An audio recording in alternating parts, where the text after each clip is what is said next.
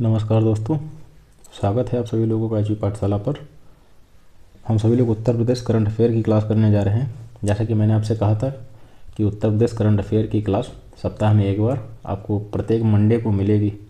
खैर, किसी कारणों की वजह से मंडे को मैं क्लास नहीं बना सका, कोई नहीं, आज ही सही, किंतु आगे से ध्यान रखा जाएगा। उम्मीद करूँगा कि मैं आपको सोमवार को क्लास उपलब्ध करा दूँ।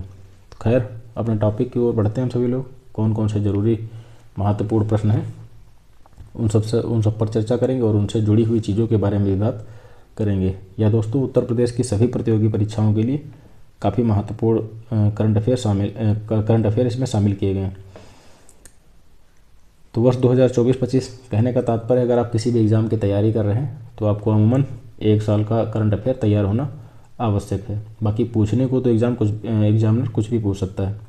तो उसी के लिहाज से ये जो अभी इसमें जनवरी 2024 से लेकर के जनवरी 2025 की चीज़ें इसमें शामिल करी जाएंगी, जो हमारी यह सीरीज चल रही है। तो खैर, आइए बढ़ते हैं अपने प्रश्न की ओर। उत्तर प्रदेश सरकार, हमारा पहला प्रश्न क्या है कि उत्तर प्रदेश सरकार के द्वारा मक्का प्रचार कार्यक्रमों पर लगभग कितने करोड़ रुपए का निवेश किया जाएगा। पहला प्रश्न है कि जो मक्का प्रचार कार्यक्रम है, इन पर कितने करोड़ रुपए का लगभग निवेश किया जाएगा। तो आपके विकल्प हैं 150 करोड़, 500 करोड़, 200 करोड़, 300 करोड़। तो इसका सही जवाब दोस्तों क्या है? विकल्प ए इसका सही जवाब है, 150 करोड़ रुपए। उत्तर प्रदेश सरकार के द्वारा मक्का प्रचार कार्यक्रमों पर लगभग 150 करोड़ रुपए का निवेश किया जाएगा और खाद्य प्रसंस्करण इस इकाइयों को इससे प्रोत्साहन मिलेगा। ठीक है।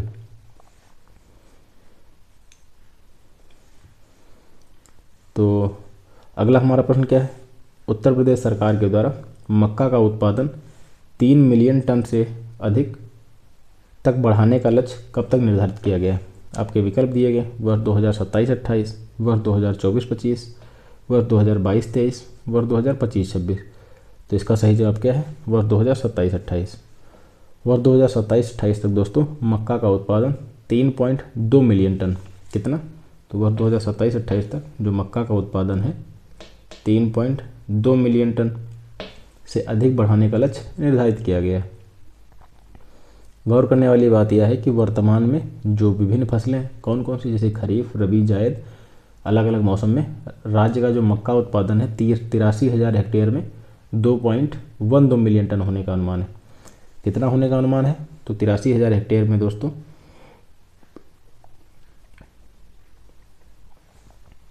83,000 हेक्टेयर में 2.12 मिलियन टन होने का अनुमान है।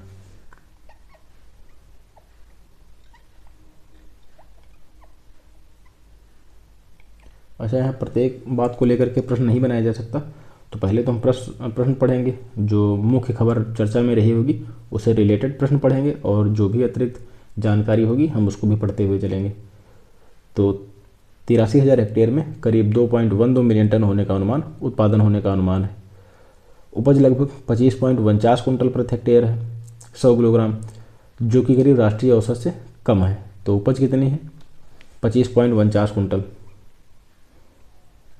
उपज कितनी है? 25 पॉइंट, ये सब मक्का के बारे में बात हो रही है दोस्तों, 49 कुंटल प्रति हेक्टेयर, जो कि राष्ट्रीय औसत से कम है, काफ़ी कम है। राज्य की योजना मक्के का रकबा जो है 2 लाख हेक्टेयर बढ़ाने और अतिरिक्त 1.1 मिलियन टन उत्पादन बढ़ाने की। मान लीजिए आपसे पूछा जाए कि मक्के का जो रकबा है कितना बढ़ाने का लक्ष्य निर्धारित किया गया है, तो 2 लाख दोस्तों। मक्के का रकबा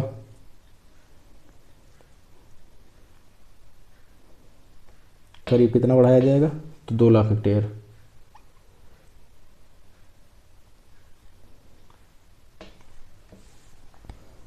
और 150 करोड़ रुपए जो मक्के के संबंधित जो भी प्रचार कार्यक्रम है उन पर खर्च किया जाएगा। अच्छा, गौर करने वाली बात यह है कि धान और गेहूं के बाद जो मक्का की हमारी फसल है भारत में तीसरी सबसे महत्वपूर्ण अनाज की फसल है, जो कि अमूमन कुल खाद्यान्न उत्पादन का लगभग या 10% हिस्सा कवर करती है। तो क्या हमारा महत्वपूर्ण बिंदु है कि धान और गेहूं के बाद मक्का भारत की तीसरी सबसे महत्वपूर्ण फसल कौन सी? तो तीसरी दोस्तों सबसे महत्वपूर्ण अनाज की फसल है।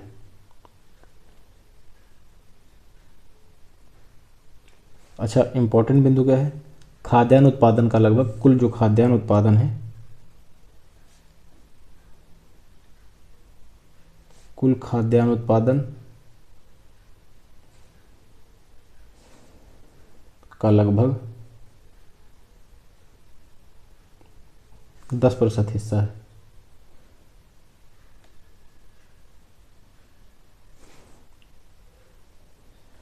तो मक्का जो धान गेहूं के बाद मक्का भारत की तीसरी सबसे महत्वपूर्ण फसल है, जो कि अमूमन कुल खाद्यान्न जो उत्पादित होता है उसका करीब 10% है।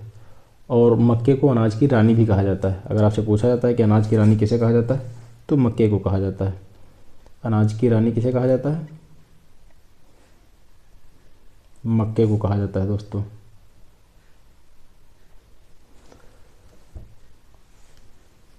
और शीर्ष मक्का उत्पादक की राज्य की अगर हम बात करें, शीर्ष मक्का उत्पादक राज्य कौन से हैं?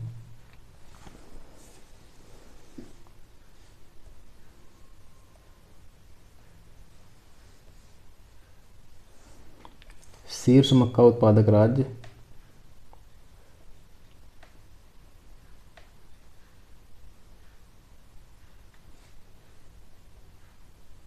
शीर्ष मक्का उत्पादक राज्य कौन कौन से हैं? कर्नाटक में सर्वाधिक मक्के का उत्पादन किया जाता है। फिर इसके बाद एमपी हो गया आपका। फिर इसके बाद दोस्तों बिहार हो गए। ये सभी शीर्ष मक्का उत्पादन राज्यों में शामिल हैं। खाद्य और कृषि संगठन के आंकड़ों के अनुसार भारत 2020 में मक्का का 5वां सबसे बड़ा उत्पादक था। किसके अनुसार? तो जब यह खबर प्रकाशित हुई दोस्तों, तो इससे संबंधित जो जुड़े हुए आंकड़े भी जारी हुए थे, तो उसमें जो खाद्य और कृषि संगठन है उनके आंकड़ों के अनुसार भारत 2020 में मक्का का 5वां सबसे बड़ा उत्पादक राज्य था। खैर, आगे बढ़ते हैं अगले प्रश्न की ओर। अगला हमारा प्रश्न कौन सा है कि हाल ही में भारत देश, बांग्लादेश, श्रीलंका और नेपाल के वरिष्ठ कृषि अधिकारी 7वीं इसार्क समन्वय समिति ICC की बैठक के लिए अंतर्राष्ट्रीय चावल अनुसंधान संस्थान IRRI दक्षिण एशिया क्षेत्रीय केंद्र कहाँ एकत्र हुए? लखनऊ, बरेली, वाराणसी या फिर सीतापुर में? तो दोस्तों ये सभी लोग कहाँ पर एकत्र हुए थे? वाराणसी में एकत्र हुए थे। तो हाल ही में भारत, बांग्लादेश, श्रीलंका, नेपाल के कुछ जो वरिष्ठ कृषि अधिकारी थे 7वीं इसार्क समन्वय समिति ICC की बैठक के लिए अंतर्राष्ट्रीय चावल अनुसंधान संस्थान कौन सा? तो IRRI दक्षिण एशिया केंद्र इसार्क वाराणसी में एकत्र हुए थे। अच्छा, इसका क्या पर्पज था? तो वर्ष 2024 में जो कम मीथेन का उत्सर्जन करने वाली जो चावल की किस्में हैं, इसके विकास और प्रीमियम गुणवत्ता वाले पौष्टिक चावल की उत्पादकता को बढ़ाने के लिए, इस पर कुछ ध्यान केंद्रित करने के लिए या इनको बढ़ावा देने के लिए ये सभी एकत्र हुए थे। ठीक है। तो अगर आपसे पूछा जाए प्रश्न कि भारत, बांग्लादेश, श्रीलंका, नेपाल के जो वरिष्ठ कृषि अधिकारी थे 7वीं इसार्क समन्वय समिति की बैठक के लिए अंतर्राष्ट्रीय चावल अनुसंधान संस्थान IRRI दक्षिण एशिया क्षेत्र इसार्क कहाँ पर एकत्र हुए? तो वाराणसी में एकत्र हुए थे। ठीक है। अगला हमारा प्रश्न क्या है? अगला हमारा प्रश्न है कि IRRI दक्षिण एशियाई क्षेत्र जो केंद्र है उत्तर प्रदेश में कहाँ पर स्थित है? आपके विकल्प हैं गोरखपुर, गोंडा, वाराणसी या फिर उपयुक्त में से कोई नहीं। तो हालांकि जो हमने अभी पूर्व में जो प्रश्न पढ़ा उससे जुड़ा हुआ ही प्रश्न है कि कभी कभी क्या होता है, जो प्रमुख खबर होती है उससे चीज़ें ना पूछ करके उससे जुड़ी हुई चीज़ों के बारे में भी चीज़ें पूछ ली जाती हैं। तो यह प्रश्न काफ़ी इंपॉर्टेंट है। इसका विकल्प क्या सही जवाब हो जाएगा? वाराणसी इसका सही जवाब हो जाएगा दोस्तों। IRRI दक्षिण एशियाई केंद्र वाराणसी उत्तर प्रदेश में स्थित है। अच्छा, इसी से जुड़ा हुआ एक अतिरिक्त जानकारी क्या है कि IRRI एक स्वतंत्र प्रकार का गैर लाभकारी अनुसंधान एवं शैक्षणिक संस्थान है। इसकी स्थापना कब की गई थी? अक्सर पूछा जाता है कि अंतर्राष्ट्रीय चावल अनुसंधान संस्थान की स्थापना कब हुई थी? तो वर्ष 1960 में फिलीपींस में फिलीपींस में जो वहाँ की गवर्नमेंट है उसके सरकार से फोर्ड रॉकफेलर फाउंडेशन के द्वारा करी गई थी। तो इसको नोट कर देता हूँ, काफ़ी इम्पोर्टेंट चीज़ है, काफ़ी इम्पोर्टेंट तथ्य है कि IRRI अर्थात अंतर्राष्ट्रीय चावल अनुसंधान संस्थान, अंतर्राष्ट्रीय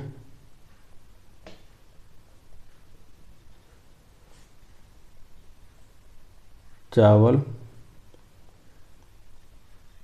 अनुसंधान संस्थान कहाँ स्थित है? तो 1960 में दोस्तों किसके द्वारा? तो फिलीपीन सरकार के द्वारा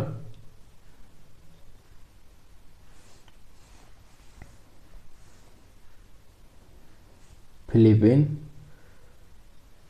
सरकार के समर्थन से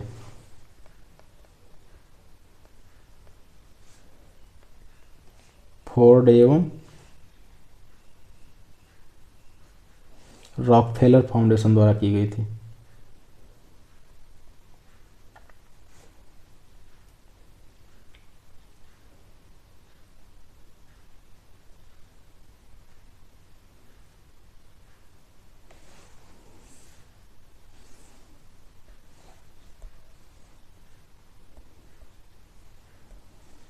रॉकफेलर फाउंडेशन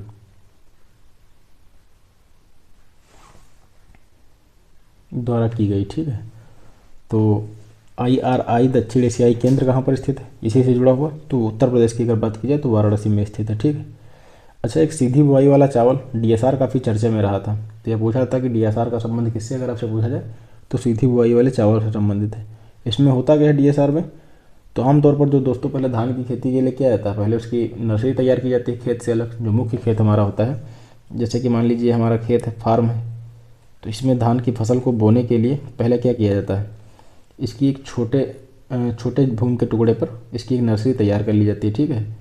फिर बाद में इसमें पानी वगैरह भर करके यहाँ से जो इसकी नर्सरी होती है इसको ले करके इसमें लगाया जाता है। तो कहने का तात्पर्य है कि अलग से पहले नर्सरी तैयार करी जाती है, फिर बाद में खेत में धान की रोपाई करी जाती है। तो DSR का संबंध किससे है? नर्सरी से रोपाई के बजाय खेत में बोए गए बीजों से चावल की फसल तैयार करने की प्रक्रिया को DSR संबंधित करता है। तो DSR में क्या होता है, नर्सरी में पहले पौधरोपण की तैयारी नहीं करी जाती, सीधे तौर पर खेत में बोए गए बीजों से जो खेत में बो दिए बीजों को क्या होता है, खेत में बो दिया जाता है और उससे ही फसल तैयार होती है। तो अगर आपसे पूछा जाए कि DSR का संबंध किससे है, तो नर्सरी से रोपाई के बजाय खेत में बोए गए बीजों से चावल की फसल तैयार करने की प्रक्रिया से संबंधित है। DSR क्या है? सीधी बुआई वाला एक प्रकार से चावल है। इसी बैठक में दोस्तों DSR पर चर्चा हुई थी। DSR क्या है? सीधी बुआई वाला चावल है।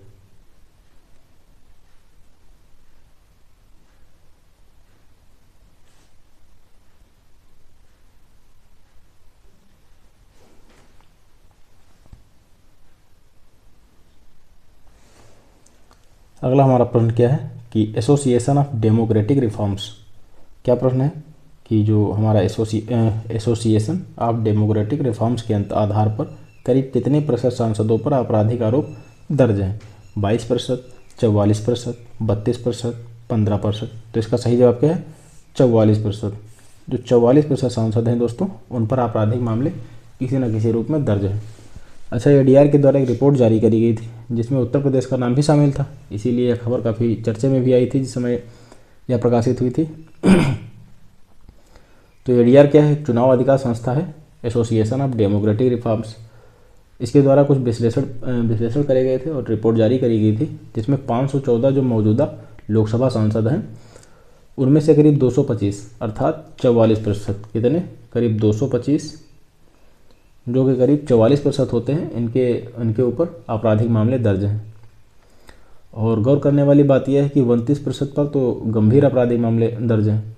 तो खैर, ये खबर चर्चा में क्यों आई थी? क्योंकि इसका उत्तर प्रदेश से भी संबंध था। अगर हम बात करें राज्यवार आपराधिक मामलों के वितरण के लिए, तो जैसे उत्तर प्रदेश, महाराष्ट्र, बिहार, आंध्र प्रदेश, तेलंगाना और हिमाचल प्रदेश अपने 50% से अधिक सांसदों के साथ आपराधिक आरोपों का सामना कर रहे हैं। तो जो उत्तर प्रदेश है, उत्तर प्रदेश के साथ साथ महाराष्ट्र, बिहार, आंध्र प्रदेश और तेलंगाना जैसे राज्यों में 50% से अधिक सांसदों के ऊपर आपराधिक मामले दर्ज हैं। तो अगर आपसे पूछा जाता है कि एसोसिएशन ऑफ डेमोक्रेटिक रिफॉर्म्स के आधार पर करीब करीब करीब कितने प्रतिशत सांसदों पर आपराधिक मामले दर्ज हैं, तो यह आंकड़ा करीब 44% के आसपास है दोस्तों, जिनमें से 32% लोगों पर तो काफ़ी गंभीर मामले दर्ज हैं। संख्या वाले आंकड़ों की बात करें तो जो यह 225 के करीब होता है। और यह गंभीर आपराधिक मामले क्या हैं? गंभीर आपराधिक मामले क्या हैं?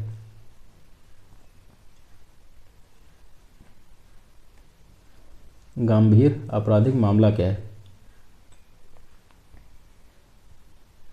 गंभीर आपराधिक मामलों का तात्पर्य यह है कि जिसके लिए अधिकतम 5 वर्ष या फिर उससे अधिक की सज़ा दी गई हो। कितनी? तो अधिकतम 5 वर्ष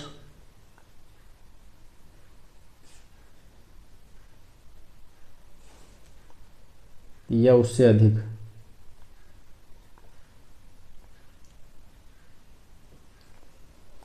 अधिक की सज़ा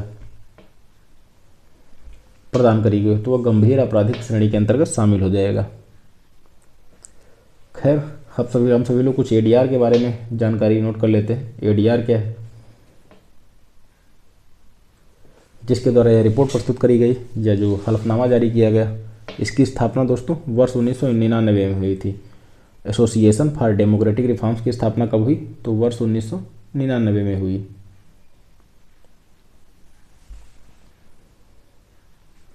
इसकी स्थापना वर्ष 1999 में भारतीय प्रबंधन संस्थान अहमदाबाद के कुछ प्रोफेसर थे, उनके एक समूह के द्वारा करी गई थी। ठीक है, तो ये थी हमारी रिपोर्ट जिसके द्वारा जारी की गई थी। इसके जो जरूरी बिंदु थे हमने उन पर बात करी। अगला हमारा प्रश्न क्या है कि अतिरिक्त महाधिवक्ता की नियुक्ति किसके द्वारा करी जाती है?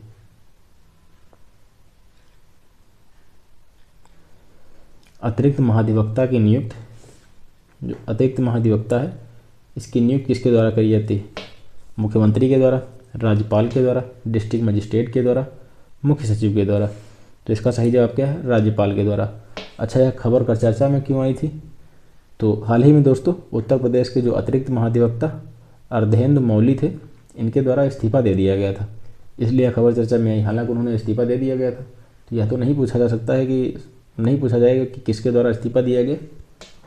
हालांकि अगर आपसे पूछा जाए तो मैंने बता दिया है कि अर्धेंदु मौली जो थे, अर्धेंदु मौली कुमार प्रसाद के द्वारा अपने कार्यकाल से इस्तीफा इनके द्वारा दे दिया गया था। जरूरी क्या है आपके लिए कि अतिरिक्त महाधिवक्ता होता क्या है? तो ये एक प्रकार का दोस्तों एक कानूनी अधिकारी होता है जो भारत में किसी राज्य या केंद्र शासित प्रदेश के महाधिवक्ता की सहायता करता है। यहाँ पर बात हो रही है, ध्यान दीजिए, अतिरिक्त महाधिवक्ता की बात हो रही है। तो अतिरिक्त महाधिवक्ता होता क्या है? अतिरिक्त महाधिवक्ता दोस्तों महाधिवक्ता की सहायता करता है, एजी की सहायता करता है।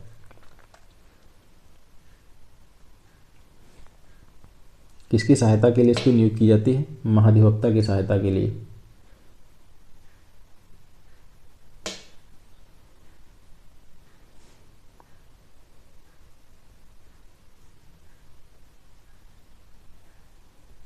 महाधिवक्ता की सहायता के लिए अतिरिक्त महाधिवक्ता की नियुक्ति करी जाती है।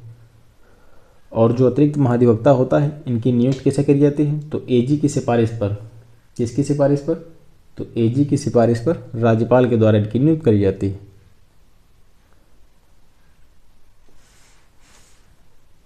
और जो अतिरिक्त महाधिवक्ता होते हैं कार्य क्या करते हैं? तो जो आपके एजी होते हैं, महाधिवक्ता होते हैं, वो जो भी इनको कार्य सौंपते हैं वो इनका उनके जो अतिरिक्त महाधिवक्ता होते हैं इनके द्वारा इन कार्यों का संचालन किया जाता है। तो खैर आप याद रखिए कि अतिरिक्त महाधिवक्ता की नियुक्ति किसके द्वारा की जाती है? राज्यपाल के द्वारा की जाती है।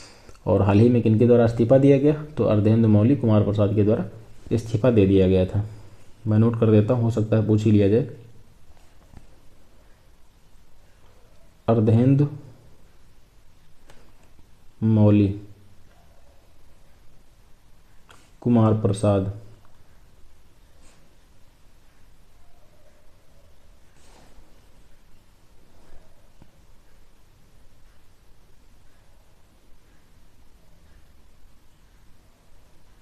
ये हो गया, ठीक है। तो इनके द्वारा इस्तीफा दे दिया गया था। अगले प्रश्न पर बात करते हैं। अगला हमारा प्रश्न क्या है कि Uttar Pradesh power corporation limited की स्थापना कब हुई? 14 जनवरी 2020, 14 जनवरी 2000, 14 जनवरी 2023, 14 जनवरी 1999। तो इसका सही जवाब क्या है दोस्तों? इसका सही जवाब है 14 जनवरी 2000 को उत्तर प्रदेश में विद्युत क्षेत्र के विभिन्न प्रकार के सुधार, उनका पुनर्गठन किया जाना, इनकी देखरेख करने के लिए Uttar Pradesh power corporation limited की स्थापना अर्थात यूपीपीसीएल की स्थापना करी गई थी। तो खबर क्या थी जिसके लिए इसको शामिल किया गया? खबर दोस्तों थी कि हाल ही में Uttar Pradesh power corporation limited अर्थात यूपीपीसीएल ने पावर बैंकों के माध्यम से 11 राज्यों से 5500 मिलियन यूनिट विद्युत का व्यापार किया है। तो ये तो खैर आंकड़ा नहीं पूछा जाएगा, तो आपको याद क्या रखना है कि Uttar Pradesh power corporation limited की स्थापना कब हुई? 14 जनवरी 2000 को हुई थी। खबर क्या थी मैंने यह भी आपको बता दिया।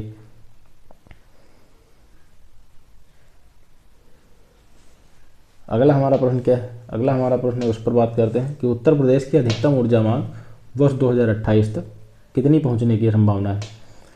उत्तर प्रदेश सरकार जो उत्तर प्रदेश की बढ़ती हुई ऊर्जा मांग है वो 2028 तक अमूमन कितना पहुंचने की संभावना है? आपके विकल्प दिए गए हैं 53,000 मेगावाट, 55,000 मेगावाट, 31,000 मेगावाट या फिर 28,000 मेगावाट। तो इसका सही जवाब क्या है दोस्तों? 2028 तक 53,000 मेगावाट तक पहुंचने की संभावना है। कितनी? 53,000। आपका विकल्प ए सही जवाब इसका हो जाएगा। तो उत्तर प्रदेश की अधिकतम ऊर्जा मांग वर्ष 2024 में कितनी थी? वर्ष 2024 की अगर हम बात करें, वर्ष 2024 में 31,000 मेगावाट थी। 31,000 मेगावाट थी जो वर्ष 2028 तक करीब 53,000 मेगावाट तक पहुंच जाएगी। और राज्य सरकार के द्वारा क्या लक्ष्य निर्धारित किए गए? हमारी राज्य सरकार के द्वारा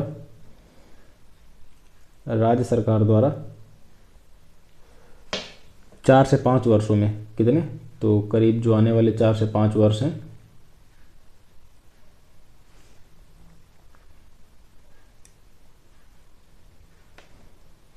आने वाले 4 से 5 वर्षों में 22,000 मेगावाट सौर ऊर्जा उत्पादन का लक्ष्य रखा गया है।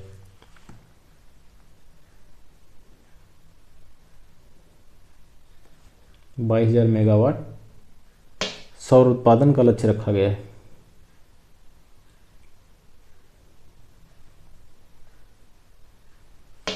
याद रखना है कितना लक्ष्य रखा गया है? तो 22,000 रखा गया। और 2028 तक कितनी मांग पहुंचने की संभावना है?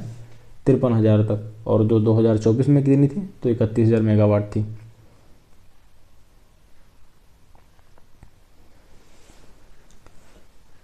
अगला हमारा प्रश्न क्या है? अगले प्रश्न की ओर हम बढ़ते हैं दोस्तों। अगला हमारा प्रश्न है कि भारत विरोधी साजिश मामले में राष्ट्रीय जांच एजेंसी ने उत्तर प्रदेश के किस जिले में छापामारी की? अगला हमारा प्रश्न क्या है कि भारत विरोधी साजिश मामले में राष्ट्रीय जांच एजेंसी कौन सी एनआईए ने उत्तर प्रदेश के किस जिले में छापेमारी का कार्य करा है? गोरखपुर, गोंडा, बलिया, रामपुर। तो इसका सही जवाब क्या है दोस्तों? बलिया। उत्तर प्रदेश के बलिया जिले में 11 स्थानों, कितने? तो करीब 11 स्थानों पर दोस्तों 11 स्थानों पर बिहार के कैमूर जिले में एक स्थान की तलाशी मूल रूप से उत्तर प्रदेश के आतंकवादी विरोधी दस्ते एटीएस द्वारा दर्ज मामले के संबंध में करी गई थी। तो उत्तर प्रदेश के किस जिले की अगर बात की जाए, बलिया जिले के करीब 11 स्थानों पर छापेमारी का कार्य किया गया और बिहार के कैमूर जिले में दोस्तों ये चीज़ें संपन्न हुई थी। एनआईए है क्या? एनआईए को भी समझ लेते हैं। तो एनआईए अर्थात राष्ट्रीय जांच एजेंसी, इसका गठन कब किया गया? तो एनआईए अधिनियम 2008 के तहत किया गया था। एनआईए का गठन कब हुआ? 2008 अधिनियम के अंतर्गत किया गया था। यह है क्या? राष्ट्रीय जांच एजेंसी है एक प्रकार की जो गृह मंत्रालय की एक लिखित उद्घोषणा के आधार पर राज्यों की किसी विशेष अनुमति के बिना राज्यों में जो आतंकवाद संबंधित जो कार्रवाइयाँ हो रही हैं उनसे संबंधित किसी भी प्रकार के अपराधों की जांच कर सकती है और उस मामले का निपटान कर सकती है। इसका मुख्यालय कहाँ है? इसका मुख्यालय नई दिल्ली है।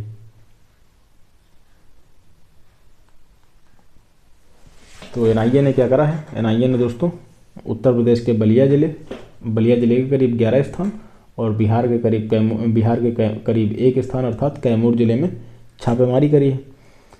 तो एनआईए है क्या? राष्ट्रीय जांच एजेंसी अधिनियम 2018 के 2008 के अंतर्गत इसका गठन किया गया। यह गृह मंत्रालय की एक लिखित उद्घोषणा के आधार पर कार्य कर सकती है, जिसमें राज्य सरकार की किसी भी विशेष अनुमति की आवश्यकता नहीं है। जो भी आतंकवादी संबंधित जो भी कार्रवाइयाँ लोगों के द्वारा करी जा रही हैं, तो उससे संबंधित जो भी अपराध हैं उनकी जांच की जा सकती है। इसका मुख्यालय कहाँ है? इसका मुख्यालय नई दिल्ली में।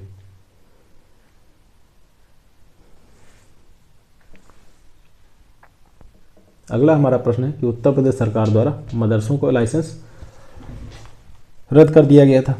उसी से संबंधित एक प्रश्न है कि उत्तर प्रदेश मदरसा शिक्षा बोर्ड अधिनियम कब पारित किया गया? 2004, 2008, 2016, 2005। तो उत्तर प्रदेश का दोस्तों मदरसा शिक्षा अधिनियम वर्ष 2004 में पारित किया गया था। ये खबर पूरे वर्ष चर्चा में रही है, क्योंकि पहले इलाहाबाद जो हाई कोर्ट है दोस्तों, उसके द्वारा इसे रद्द किया गया था। फिर सुप्रीम कोर्ट के द्वारा माननीय उच्चतम न्यायालय के द्वारा इस पर रोक लगा दी गई थी। हालांकि इसमें कुछ संशोधन किए गए हैं, तो इसी लिहाज से काफ़ी इंपॉर्टेंट है। मदरसा शिक्षा बोर्ड अधिनियम कब पारित किया गया? तो वर्ष 2004 में इसको पारित किया गया था। यह चर्चा में क्यों आया? तो करीब 22 मार्च 2024 को इलाहाबाद उच्च न्यायालय ने क्या करा था? उत्तर प्रदेश मदरसा शिक्षा बोर्ड अधिनियम 2004 को असंवैधानिक घोषित कर दिया गया था। असंवैधानिक घोषित करने का आधार क्या था? उनके माननीय न्यायालय के द्वारा यह कहा गया कि यह धर्मनिरपेक्षता के सिद्धांतों का उल्लंघन करता है। किनका उल्लंघन करता है? तो धर्मनिरपेक्षता के सिद्धांतों का उल्लंघन करता है।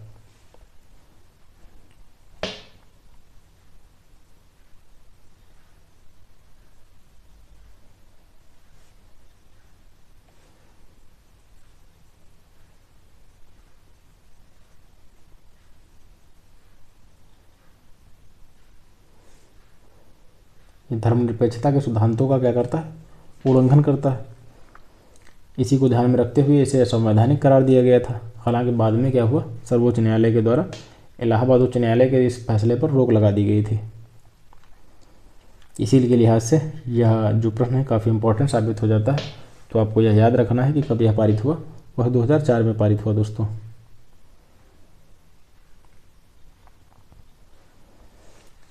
अगला हमारा प्रश्न क्या है कि मथुरा के केशव देव मंदिर को किसके द्वारा नष्ट कर दिया गया? मथुरा का केशव देव मंदिर दोस्तों काफ़ी चर्चा में रहा। तो यह भी पूछा जा सकता है कि केशव देव मंदिर जो है, क्या पूछा जा सकता है कि जो केशव देव मंदिर है यह कहाँ स्थित है? तो केशव देव मंदिर कहाँ स्थित है? मथुरा में स्थित है। ठीक है, अगर आपसे यह पूछा जाए कि केशव देव मंदिर कहाँ स्थित है, तो यह मथुरा में स्थित है। यह इसका संबंध कहाँ से है? तो मथुरा से है। अकबर, जहांगीर, औरंगजेब या फिर शहशाह सूरी? तो यह किसके द्वारा नष्ट कर दिया गया था दोस्तों? औरंगजेब के द्वारा नष्ट करने का कार्य किया गया था। तो खबर क्या थी? इलाहाबाद उच्च न्यायालय के द्वारा मथुरा में कृष्ण जन्म मंदिर के बगल में स्थित शाही ईदगाह मस्जिद को हटाने के लिए एक याचिका पड़ी थी। उसी पर जो सुनवाई करी जा रही थी, इसीलिए यह खबर चर्चा में आई थी दोस्तों। तो आइए केशव देव मंदिर से कुछ जुड़ी हुई चीज़ों को हम लोग समझते हैं कि मथुरा के केशव देव मंदिर का निर्माण किसके द्वारा कराया गया था?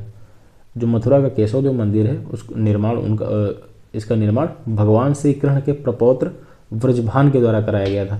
किसके द्वारा कराया गया? तो ब्रजभान के द्वारा कराया गया। और जबकि जीर्णोद्धार किसके द्वारा कराया गया? तो अकबर के जो बेटे जहांगीर थे, इनके शासनकाल में ओरछा के राजा वीर सिंह देव बुंदेला के द्वारा कराया गया था जीर्णोद्धार। तो अगर केशव देव मंदिर के निर्माण की बात की जाए, तो निर्माण भगवान श्री कृष्ण के प्रपौत्र ब्रजभान ने करा। और जीर्णोद्धार किसके द्वारा किया गया? तो ओरछा के राजा वीर सिंह देव बुंदेला के द्वारा करा गया। और नष्ट किसने किया? औरंगजेब ने किया। तो ये चीज़ें आपको याद रखना है, किसी भी प्रकार से कहीं से भी प्रश्न पूछ सकता है। किसकी बात की जा रही है? तो केशव देव मंदिर की बात की जा रही है दोस्तों। केशव देव मंदिर।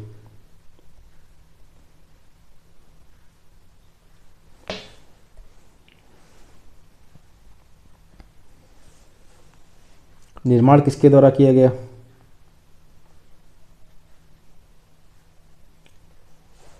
तो निर्माण किया गया भगवान श्री कृष्ण के प्रपौत्र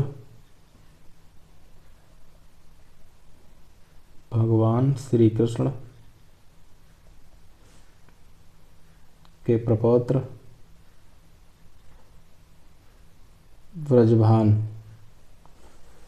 इनके द्वारा किया गया। अच्छा दोस्तों, अक्सर आपको ओरछा के राजा वीर सिंह देव बुंदेला के का ही नाम मिलेगा। और जीर्णोद्धार किसके द्वारा किया गया?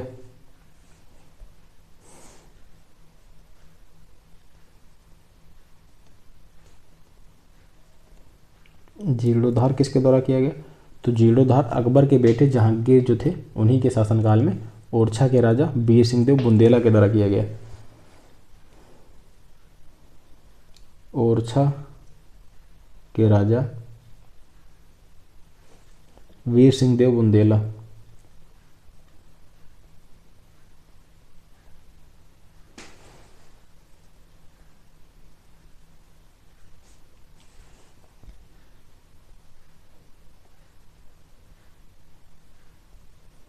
और इसे नष्ट किसके द्वारा किया गया?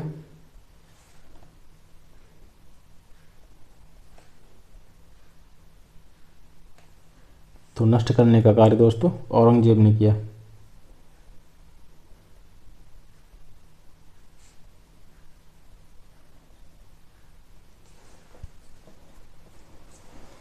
तो केशव देव मंदिर काफ़ी चर्चा में रहा था, तो इस पर एक बार फिर से समझ लेते हैं कि मथुरा के केशव देव मंदिर का निर्माण भगवान श्री कृष्ण के प्रपौत्र ब्रजभान ने करा, जबकि जीर्णोद्धार अकबर के बेटे जहांगीर के शासनकाल में ओरछा के राजा वीर सिंह देव बुंदेला के द्वारा करवाया गया।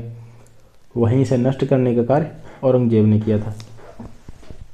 तो केशव देव मंदिर से जुड़ी हुई सारी चीज़ें हम लोगों ने पढ़ ली। अगर आपसे किसी प्रकार से प्रश्न पूछा जाता है तो उम्मीद है आप कर लेंगे। और यह कहाँ स्थित है? तो मथुरा में स्थित है।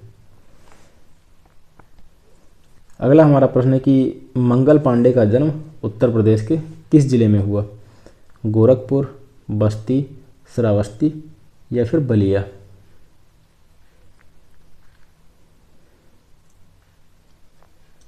तो इसका सही जवाब क्या है दोस्तों?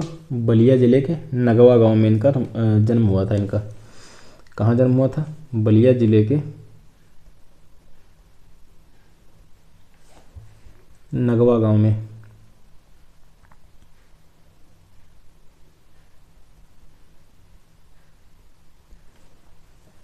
अभी हाल ही में इनकी पुण्यतिथि मनाई गई थी, जो कि 1857 के भारतीय विद्रोह के एक प्रमुख कह सकते हैं। उन्होंने चिंगारी के रूप में 1857 के विद्रोह में एक प्रमुख चिंगारी का कार्य किया था। तो इनका जन्म कहाँ था? इससे संबंधित अगर आपसे पूछा जाता है प्रश्न कहाँ, तो इसी प्रकार का आ सकता है कि इनका जन्म कहाँ हुआ था, या मंगल पांडे जी का जो संबंध किस जिले से है? तो बलिया जिले के नगवा गांव में इनका जन्म हुआ था। ठीक है।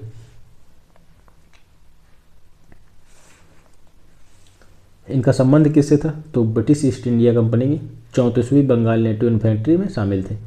यह पूछा जाता है कि किस इन्फेंट्री में शामिल थे? तो 34वीं दोस्तों,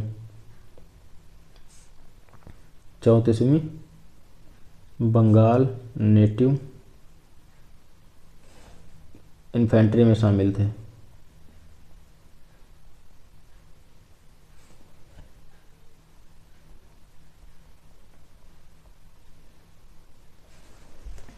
तो मंगल पांडे जी का जन्म बलिया जिले के नगवा गांव में हुआ था। ये ब्रिटिश ईस्ट इंडिया कंपनी की 34वीं बंगाल नेटिव इन्फेंट्री में शामिल थे। और ये 1857 के एक प्रमुख विरोध और विद्रोह के आंदोलन में इन्होंने अपना अहम योगदान दिया था।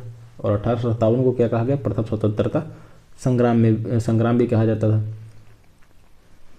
इन्हीं के द्वारा कौन से कार्य किए गए इनके द्वारा? तो 29 मार्च 1857 को मंगल पांडे और उनके साथियों के द्वारा क्या किया गया?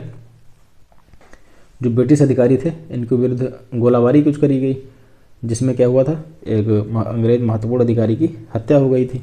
फलस्वरूप उन्हें 8 अप्रैल 1857 को बैरकपुर में इन्हें फांसी दे दी गई थी दोस्तों।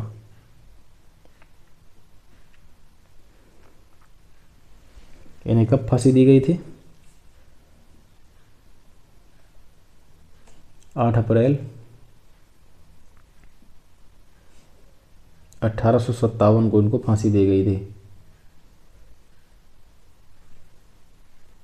और अक्टूबर 1984 में इनके लिए एक डाक टिकट जारी किया गया था।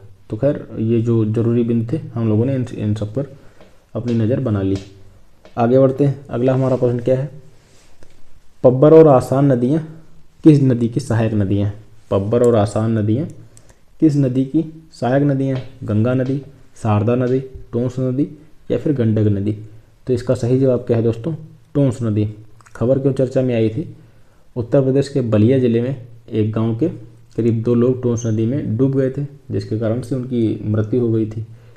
इसीलिए जो इससे संबंधित एक जरूरी बात क्या है कि पब्बर और आसान नदियाँ किस नदी की सहायक नदियाँ हैं? तो टोंस नदी की सहायक नदियाँ हैं दोस्तों। टोंस नदी उत्तर प्रदेश में फैजाबाद के पश्चिम से निकलती है। यह कहाँ से निकलती है? यूपी में फैजाबाद के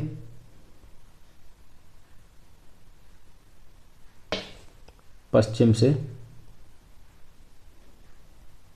निकलती है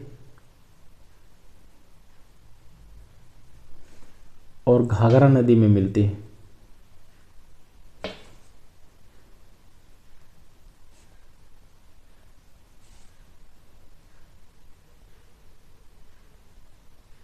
यह उत्तर प्रदेश के फैजाबाद में पश्चिम से निकलती है और घाघरा नदी में मिल जाती है।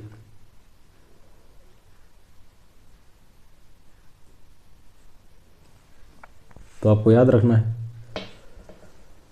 और यमुना नदी दोस्तों, जो टोंस है यह यमुना नदी की एक सहायक नदी है। टोंस नदी किसकी सहायक नदी है? यमुना नदी की सहायक नदी है।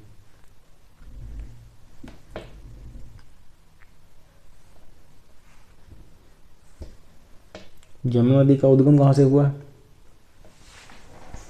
अच्छा, अगर हम कुछ यमुना नदी की महत्वपूर्ण नदियों की सहायक नदियों की बात करें तो चंबल, सिंध, बेतवा, घेन ये सभी यमुना नदी की सहायक नदियाँ हैं दोस्तों। अगला हमारा प्रश्न है कि पूर्वांचल विद्युत वितरण निगम लिमिटेड का मुख्यालय कहाँ स्थित है? पूर्वांचल विद्युत वितरण निगम लिमिटेड का मुख्यालय कहाँ स्थित है? वाराणसी, बाराबंकी, प्रयागराज, गोरखपुर। तो इसका सही जवाब क्या है दोस्तों?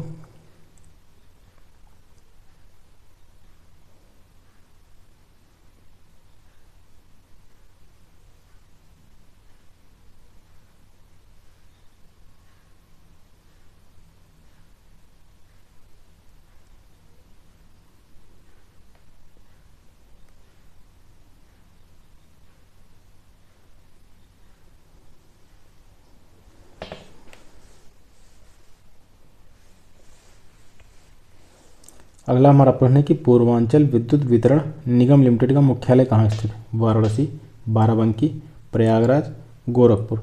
तो पूर्वांचल विद्युत वितरण निगम लिमिटेड का दोस्तों मुख्यालय कहाँ स्थित है? वाराणसी में स्थित है। तो इसका सही जवाब क्या है? वाराणसी है। अच्छा, जो Uttar Pradesh power corporation limited है उसका एक सह उत्तराधिकारी है, ठीक है, जिसका उद्देश्य क्या है? उत्तर प्रदेश के जो पूर्वी इलाके हैं उनमें इलेक्ट्रिसिटी का वितरण करना है। इसकी स्थापना कब हुई थी? तो जुलाई 2003 में हुई थी और इसका मुख्यालय कहाँ है? वाराणसी में स्थित है। इसकी स्थापना कब हुई? जुलाई 2003 में हुई।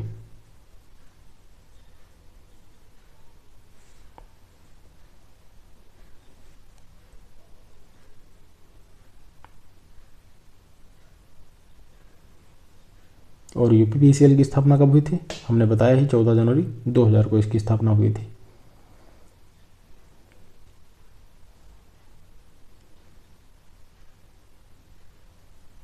तो यह खबर चर्चा में क्यों आई थी? प्रयागराज में कुछ नए ट्रांसफार्मर्स को स्थापित करने की बात करी जा रही है, इसलिए यह खबर चर्चा में आई थी दोस्तों। खराब ट्रांसफार्मरों के कारण होने वाली जो विद्युत कटौती है उसको रोकने के लिए प्रयागराज के शहरी क्षेत्रों को 294 ट्रांसफार्मर दिए गए। कितने? तो प्रयागराज के कुछ शहरी शहरों को अगर आपसे संख्या पूछ ली जाती है, प्रयागराज के शहरी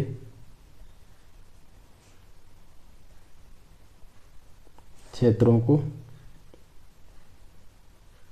294 नए ट्रांसफार्मर मिले।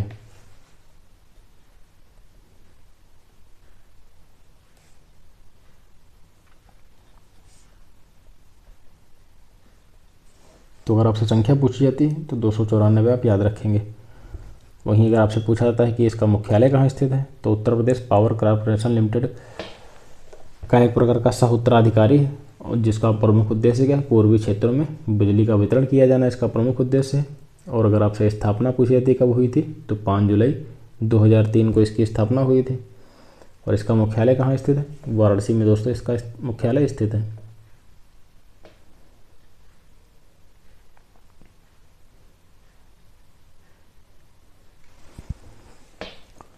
तो उम्मीद है आपको चीज़ें समझ में आ रही होंगी और काफ़ी बेहतरीन प्रश्न है जिसको आपको आपके एग्ज़ाम के लिहाज से जो काफ़ी ज़रूरी साबित होंगी। तो खैर आज का हमारा लेक्चर यहीं तक रहेगा, मिलते हैं अगले दिन, धन्यवाद।